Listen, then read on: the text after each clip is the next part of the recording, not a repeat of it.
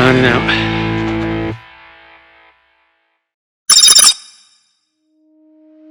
So, you know, I knew I had this knee problem. I knew I'd have to look at that. I bought various straps, and in the months up, I found which ones would give me some support or more support.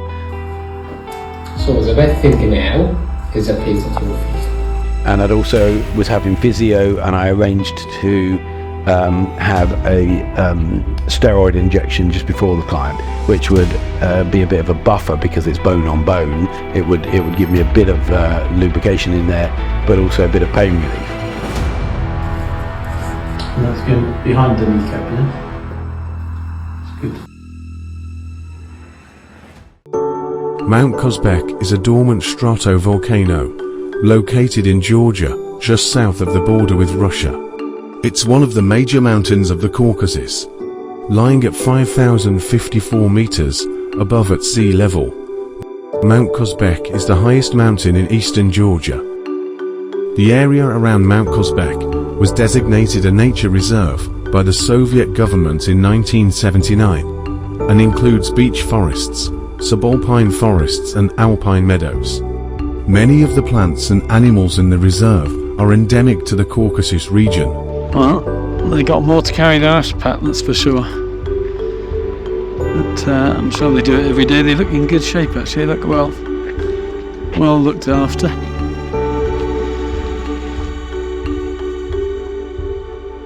Mike's climbing partners are Patrick, Tom, Tate and Bogdan. Patrick, Mike's long-term friend, is the only one known to him prior to the climb. Off, heading up this little hill here. First.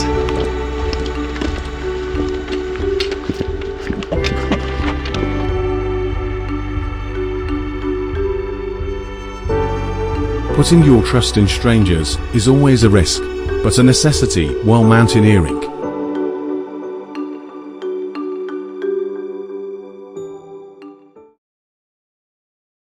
Mike Greene is a visionary entrepreneur known for his leadership in business growth, innovation, and philanthropy. With over 30 startups, including Shazam and ChargeMaster, in his investment portfolio. He also advises over 40 UK businesses, sharing his expertise with aspiring entrepreneurs. Mike gained media attention on Channel 4's Secret Millionaire. After the show, he took on the challenge of raising £100,000 for 100 charities in 100 days, a success that led him to dedicate a third of his time to charitable causes. As founder and CEO of a global research business, HIM, after purchasing the company from Mike, the group rebranded into the multi-million-pound Lumina Intelligence. His influence spans industries like retail, energy, and pharmaceuticals, with clients including BP, Tesco, and Coca-Cola. Beyond business, Mike has held key positions, such as chairman of the Association of Convenience Stores, and is involved in major property developments in Peterborough. He remains active in philanthropy, advocating for Peterborough University and the Cambridgeshire Children's Hospital. An adventurer at heart, Mike has sailed the world and climbed mountains like Kilimanjaro, always pushing the limits of achievement. His remarkable career earned him an honorary doctorate from Anglia Ruskin University and a place among the 100 most influential figures in the grocery industry. At almost 60 years old, he will now attempt to climb Mount Kazbek. Climbing a mountain pushes the human body to its limits, both physically and mentally. As altitude increases, the air becomes thinner, forcing the heart to pump harder to deliver oxygen to the muscles. This leads to a significant rise in heart rate, even during rest. Breathing becomes rapid and shallow as the lungs struggle to absorb enough oxygen from the air. The higher the climb, the more pronounced these effects, leaving climbers at risk of altitude sickness. The elements also pose severe challenges. In freezing temperatures, the body works overtime to stay warm, draining energy reserves quickly. The wind bites at exposed skin, causing frostbite, while snow reflects ultraviolet rays, increasing the risk of sunburn. Even in icy conditions, the cold stiffens muscles and joints, making each step harder, while sudden heat from direct sunlight can lead to dehydration. For those who conquer these conditions, the mountain offers a stark reminder of nature's power and human resilience. So yeah, before this mountain, I did have reservations. I'm coming up to 60 now, and part of me wanted to do several challenges in my 60th year as such. I wanted to climb a mountain. I want to do the London Marathon for the 6th time next year. Why do I do that? Well, I've done challenges pretty much every year for the last 20 years, and I used to be sort of not forced to do them, but encouraged to do them by my mentor, and I didn't always want to because some of them were scary, certainly crossing the ocean. I'm not comfortable in deep water, and it's taken me away from my business, away from my family. But actually, that's the key point, getting you away so you get perspective on life, perspective on the business. You start to think about what's really important. But specific to this, a big challenge is we're climbing. This is over 5 kilometers high, and it's going to take sort of 3, 4, 5 days up and a couple of days down. My knee was fucked. And I was struggling to get up and down the stairs. And of course, my girls are older than now and wiser, and they're adults and so on. And they say, "Dad, why are you doing this? It's stupid. What about the risks?" And so on. And I make the point that look, there's risks in everything we do in life. I could be sitting in the comfort of my own home, a bloody plane could crash through the roof, or my boiler could blow up. You just never know what's coming. But what I do know is, whenever I've challenged myself, it gives you a different level of clarity and appreciation of life. And I said to my daughters, look, I believe we're going to be safe. It is a tough mountain and there's always risk, but I'm with people that have done it before. I've done it before. I know the risks, and no risk is worse for me than taking a risk. I would hate to live to 100 and never really lived. I'd rather, if for instance, worst case scenario, and I said this to my daughters, worst case scenario, if I died on this mountain, I've had a fucking blast. My life has been a blessing. I've challenged myself. I've experienced bankruptcy, homelessness, great wealth, life-changing challenges, but also life-changing success. So I was nervous. I was apprehensive. I am coming up to 60. My knee was fucked. But I knew that you can always achieve much more than you think you can achieve. And actually, until you're pushing those boundaries, you don't really know where the limits are. And the limits are often much more than you realise they are. Now, obviously the girls were worried, my wife was worried. I had a healthy amount of anxiety attached to it, which you should have ahead of anything. You shouldn't go into it stupidly blind or naive. And Pat, the guy I've climbed with before, we've done the Ruwenzori, we've done Kilimanjaro, we've done Meru together. Pat was a couple of years older than me as well. And so we're climbing with younger climbers, someone in their 20s, their 30s and their 40s actually. But we're by far the oldest on this trip. But we bring some maybe maturity and kind of calmness to it in a way, because we've kind of been there, seen it. So the anxieties are different, okay?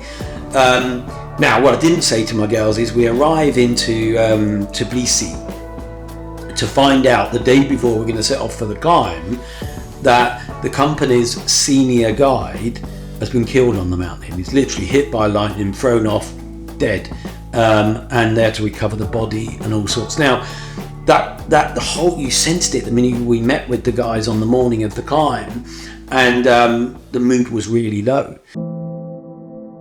The mountain climbing community was shaken by the tragic news from the Caucasus Mountains. Arkell Badriashvili, a pilot door-winning alpinist from Georgia, lost his life a day before Mike arrived, after a lightning strike on the Shkelda Peaks, towering at 4,388 meters. He was just 34. Badriashvili was descending the mountain alongside 3 experienced climbers. As they made their way down from the summit, the weather suddenly worsened. Then, in a devastating moment, lightning struck, either hitting Badriashvili directly or dangerously close. The impact caused the climber to fall from the ridge, marking a heartbreaking end to a brilliant career.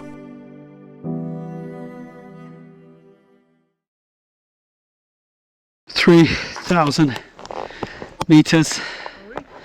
Well, not far off. The rain's been down. Visibility's, I don't know. Visibility's, I'm guessing, but based on what we're doing, visibility is pretty awful, as you can see. I'm pretty knackered. We've got 2 very patient guys taking their time with us, but I think we've got about another hour before we get to where we're going to camp down.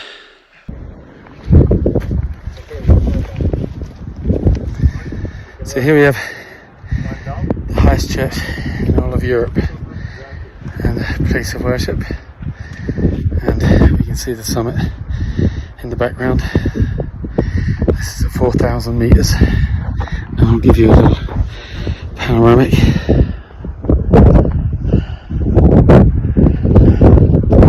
It's just the 5 of us now, packed to turn back at 3-4.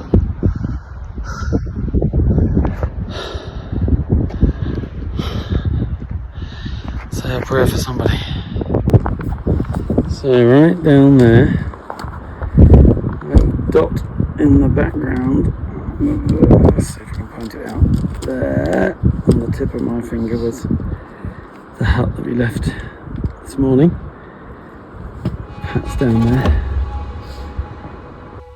So the first day, it's a very steep start, and that was tough, and then it really pissed down before we got to our first hut.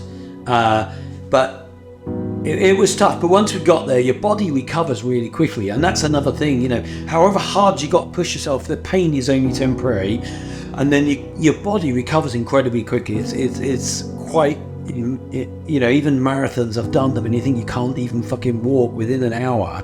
You're feeling amazing. Yeah, you might use a few toenails and shit like that, but your body recovers. The second day was tough. We were on the glacier, and I was Pat had made a call to hold back, and I was behind the young guys and the guides, and you know, at that part they kind of left me a little bit, and I was kind of in my own head. And this is like, the importance of teamwork is, you know, the old cliche, together everyone achieves more, but it is important to, on other mountains you've always had a fast puller and a fast pusher, so in effect you've got strength at the back and the front, keeping the pack together, if you like, and that's really needed, because the person at the front is setting the pace. They want to go any fast enough to keep us, to get there on time, to keep us out of the weather and that, but you need someone at the back to encourage, to, you know, and on the glacier with the crampons, and it's like, so it's a big glacier we got to cross there to get to the second hut.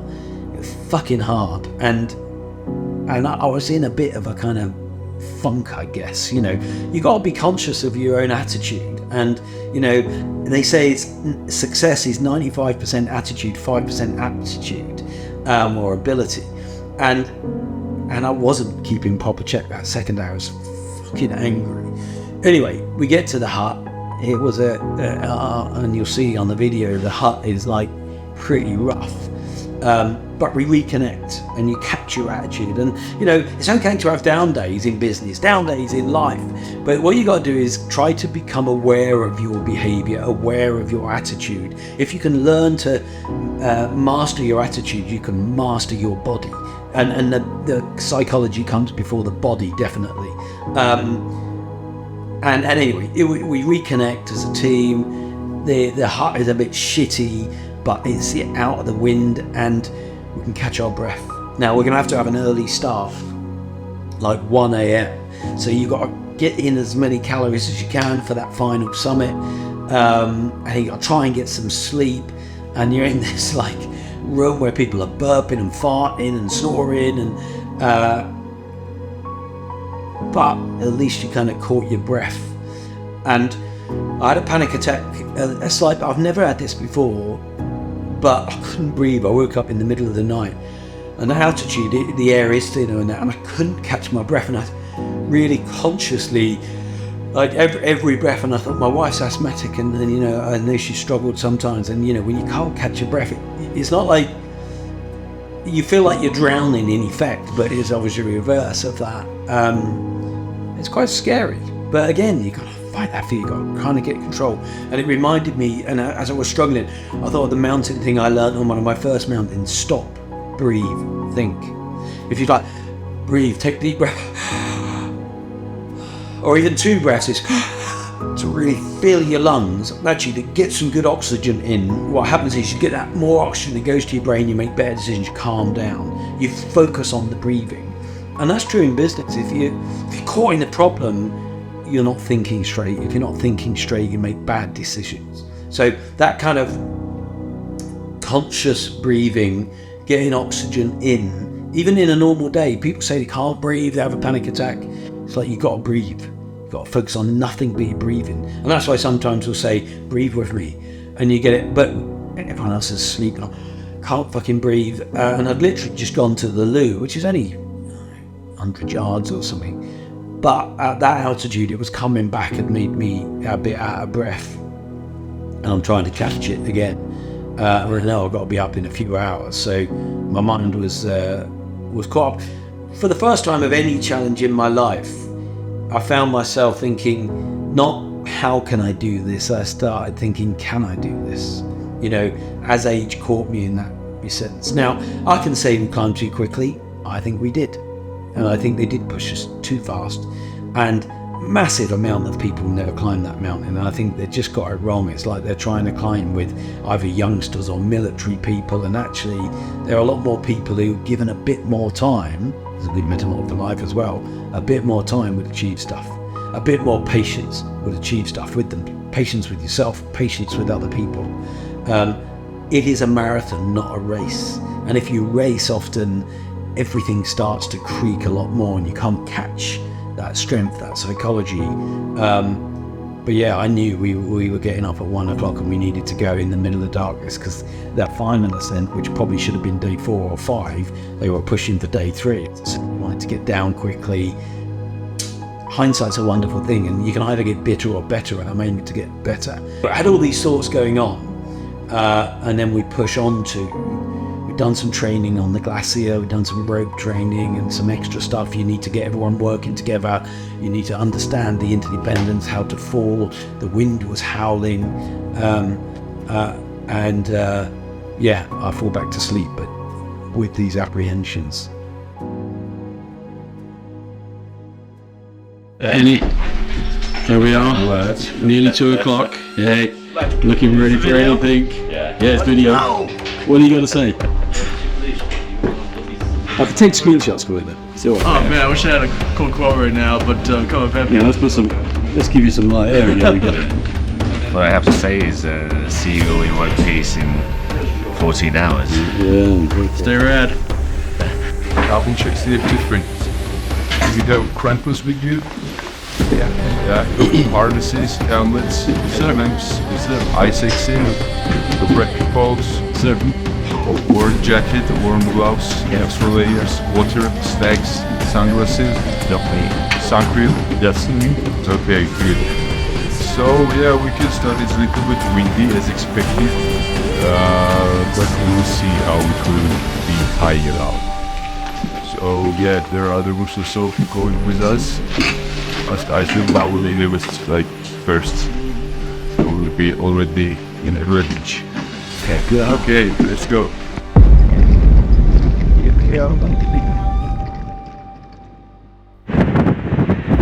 There's a little recording from Meteo Station. It's very, very windy up here. It's literally blowing me firmly over. And some people say that staying in a hut on a mountain is cheating. So I'm going to show you a little bit about this hut actually. There's tents there. It's the choice between tent and wind and rain and everything else, or being in a hut with burping vines and easing, and I'll show you the level of accommodation shortly. So you can see there's the hut, and they don't want the toilet block to be anywhere near the hut. You'll see why, because it is really rank and putrid, but equally they don't just want you messing on the mountain.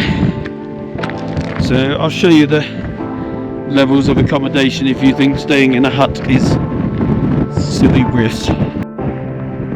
One of the first things I'll point out, it is really pushing me, the wind, and I want to show you this toilet block is literally hanging off the edge of a cliff, you know, and if you can see the brickwork here, we're going to go inside it in a minute, and look at cracks in that, and yet it's hanging off this cliff here. So come and have a little look, and yeah, look, so straight down there off the edge. Look.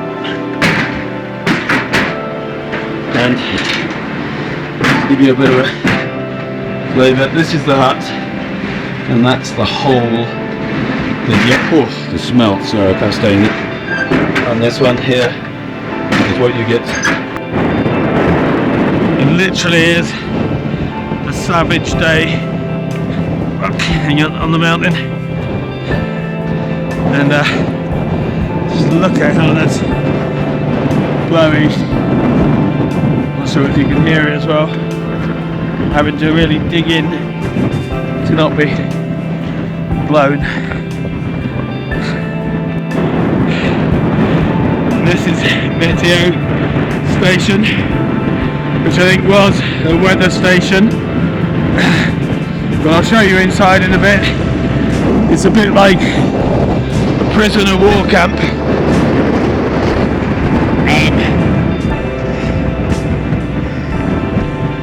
Oh, sorry. It's high, not a lot of oxygen. Then, just thought I'd share with you, here is the fresh water supply. So this is where you come, fill up your water bottles. Not too bad actually, it's coming straight up the mountain. And we'll just bring you into our 5-star accommodation. 7-star, this is. So 7-star. What's it like up there? Let's Let me take you around for a tour of this higher level. Obviously beautiful view into the valley, onto the glacier. But that is about it. A couple of sunflower seeds, some mice probably visitors during the night, some empty bottles. And people scribbling their names when they visited the hut. I suspect a prison cell wouldn't look too different from a wartime era if they left them. Exactly, yeah. But it's kept us out of the rain, out the wind, and The mattress. kept us safe. So we had a couple sleeping up there, a couple sleeping down here, and I guess we were lucky because it looked like there was about 8 people sleeping in the same size room opposite yesterday. Some Polish guys. We'll have a look around the rest of the building. Put the light on because it's a bit dark. Quite a strange kind of wartime feeling. Like imagine a cooking shop. Go. And there's one of the kind of rest areas.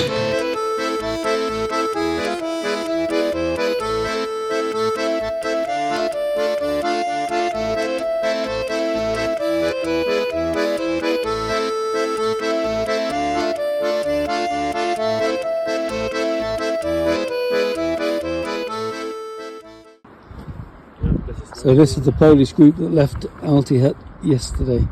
I think it is. A big group. And they went just up there for an acclimatization pre-summit. Here, you go down and then you feel better lower. Yeah, because you force your body There's to wires here just to hold that little church in place so it don't blow away. It's pretty windy. As climbers approach the final stretch to the summit, the physical toll is immense. Every breath is a struggle in the thin air, each step slower than the last. Their muscles are burning, and their heart races as the body strains to cope with the extreme altitude. Yet, amid the exhaustion, a sense of determination drives them forward. This is the point where mental endurance becomes as critical as physical strength. Doubt can creep in, and the mountain seems both closer and impossibly far. The icy winds bite harder, and the unforgiving cold stiffens their limbs. Yet, it's the promise of reaching the peak that fuels them.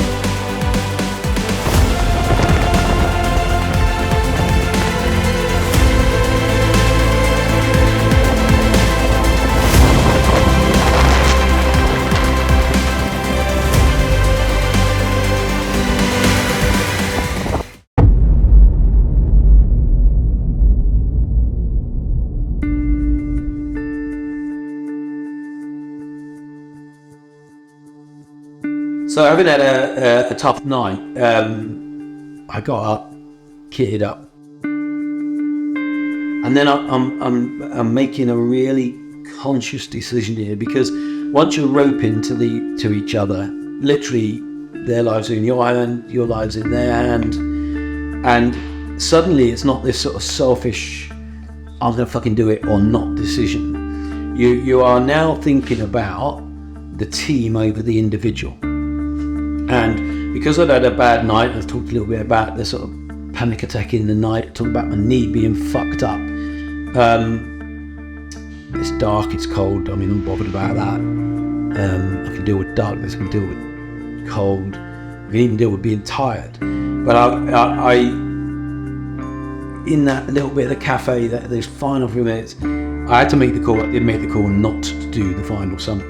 Now, it's the first time in my life, having set off on a challenge, I haven't done it. Other than when I fell off Killy, but I went back and did, fell off Mary before Killy, but I went back and did that 4 years later.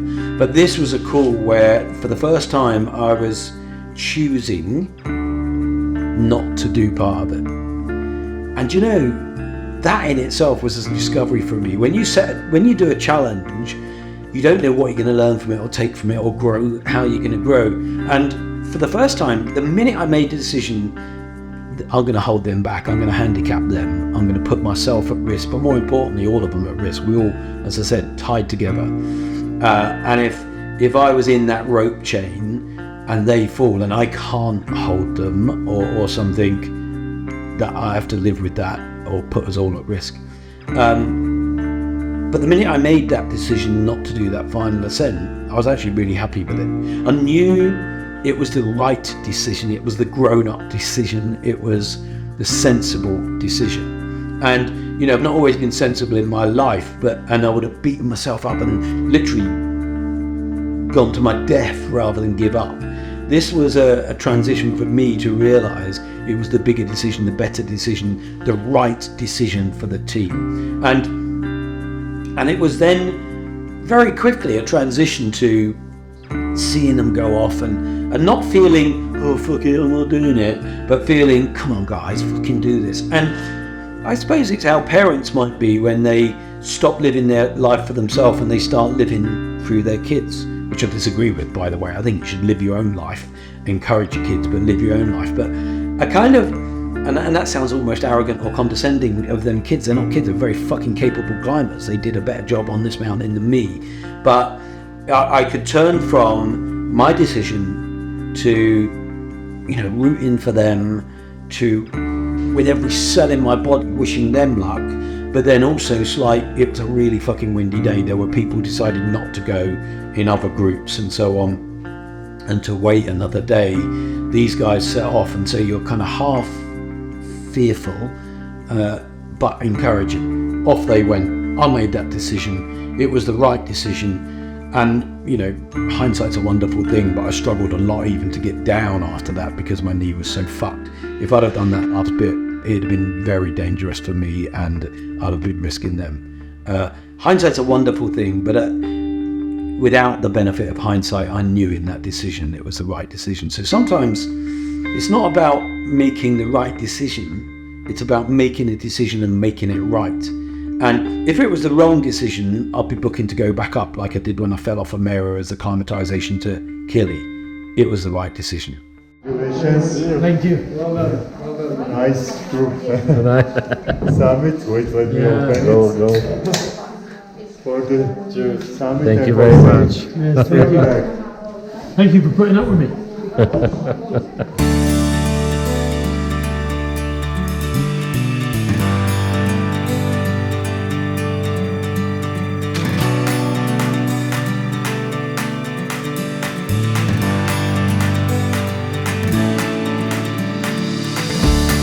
Looking back, I always learn stuff, and some of the key outtakes for me are, and it's been true of all the expeditions or challenges I've done, is that, you know, the old saying about there's no I in team.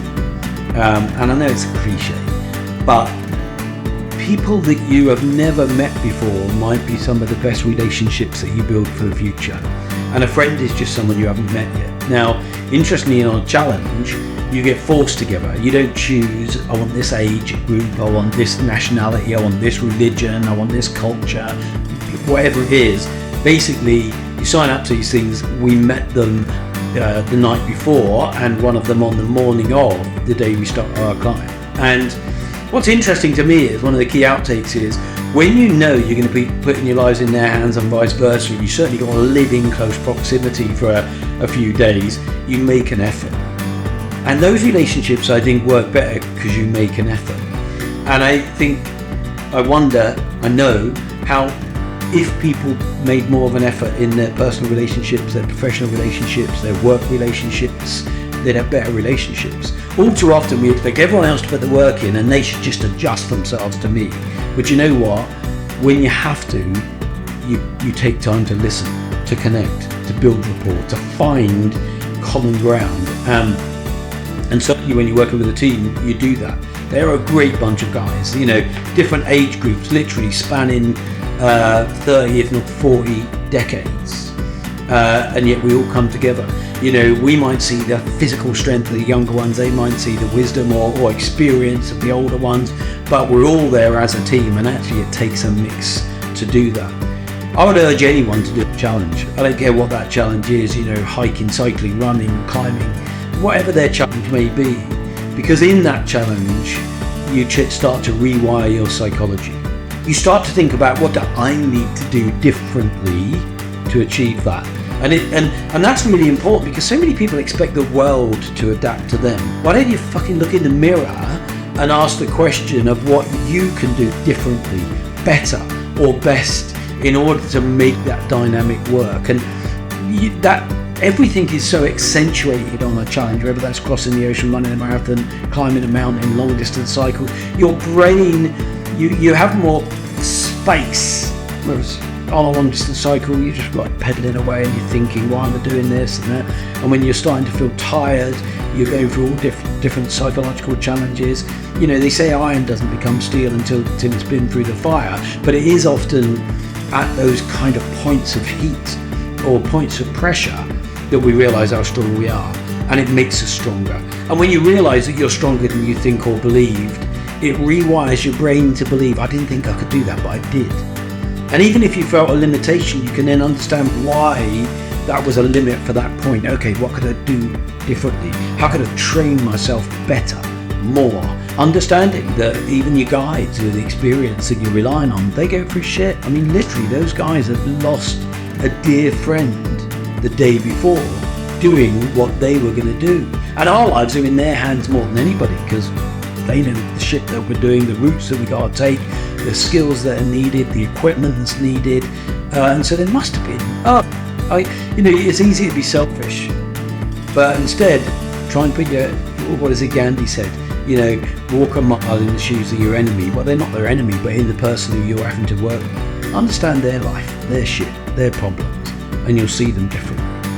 That's why I like to do these challenges. You know, you need to get out of your life and out of your head in order to better appreciate your life and all the things that you've got and people around you. I recommend everyone to do more challenges. We're all looking for comfort. We should be looking for discomfort so that we can grow. Humans were engineered for success. We are fucking brilliant pieces of technology in a biological sense. We are not built to just do nothing. We are built to have passion, to have purpose, and to constantly drive ourselves forward.